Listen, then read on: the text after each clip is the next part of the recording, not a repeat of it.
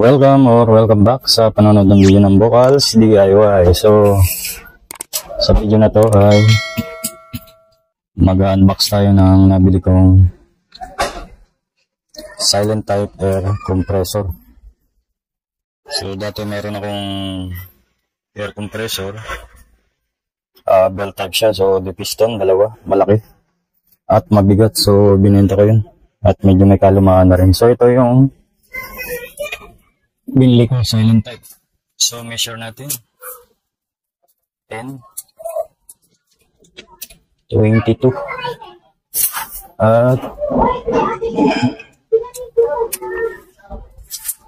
20. So, unbox muna natin.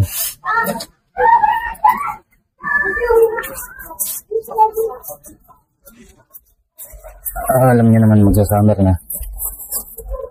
So, time to repair. Mapapasabak to sa mga project natin ngayon dahil magre-repair tayo ng hindi naman repair, kumbaga renovate. Magre-renovate tayo ng bahay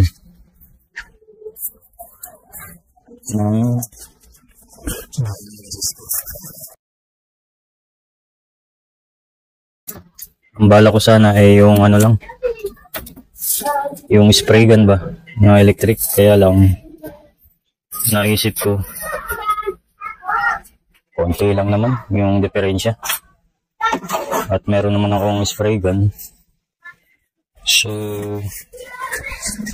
ito na lang. So ito yung previous nya.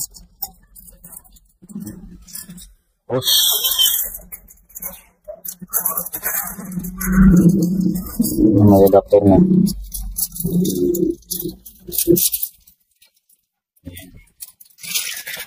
Oh, panghangin.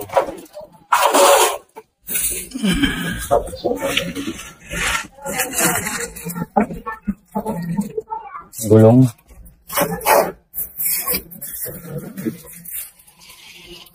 At meron din siyang adapter ng plug.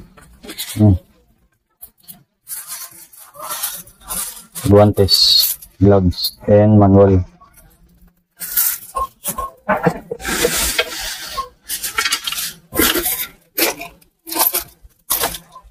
Air filter, saka yung isang part ng gulong.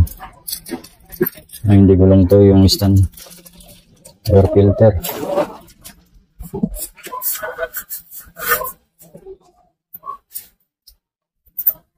Nahulog lang.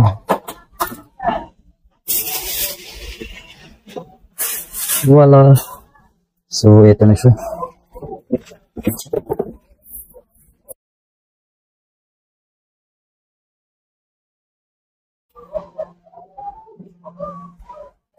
Ang galing. So, mga 15 kilos yata. Ay, good. Ito siya. Capacitor. Double head.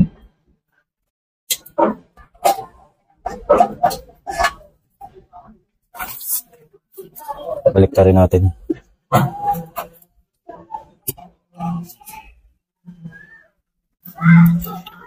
Okay.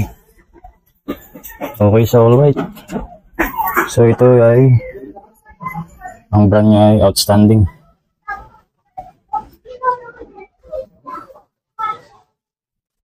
Sana nga outstanding siya, no?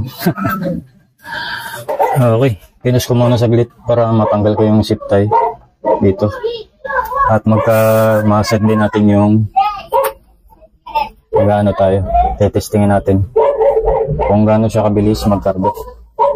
So, naisaksak ko na. Subukan natin kung gaano kabilis magkarga. Power on.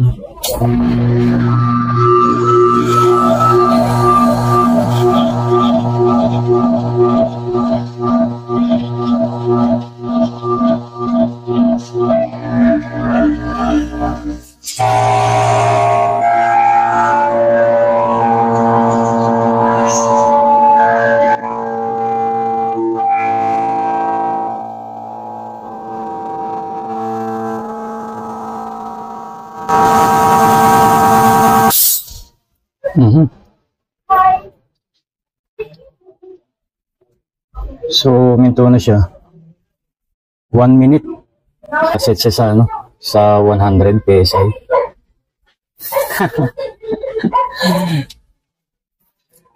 So, sobrang excited ko. May ano pala. May ano pa rito sa filter ito. Kaya pala ayaw niya kumarga kanina. So, nakaset siya ng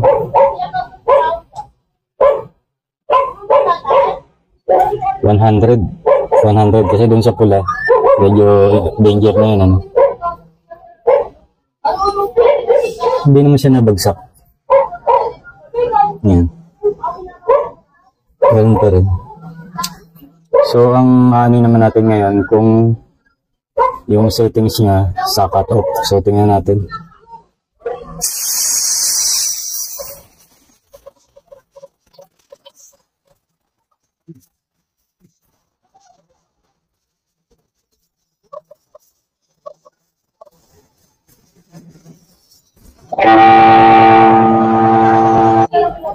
Ang bilis siya mag-cut. Sa ano pa lang sa 90.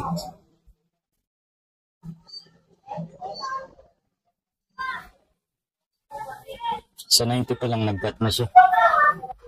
Ang naobserbahan ko rito is nagkarga siya ng 100 PSI. Tapos sa 90 ang cut-off niya. Medyo ano no, medyo mataas. Pero iseset ko na lang yan sa susunod na ano. Iseset ko siya ito sa ano, mga 90 lang ang maximum. Tapos ang cut-off niya mga 60 or 70. Obserbahan ko rin dito, nag-init siya. Hindi naman siya masyadong mainit. Basta nag-init siya. So normal na mag-init talaga yung piston na to kasi nag-protection yun. Okay. Sa tingin ko naman, okay itong item na to. Well, expect na natin na hindi siya kasing tibay nung nakabel, pero nasa paggamit na rin lang naman niya. Ang purpose ko lang naman ito is pang DIY. So, hindi naman tayo nangungontrata. Which na to. Okay. So, kung nagustuhan ng video, please like and subscribe. See you on my next video. Bye-bye.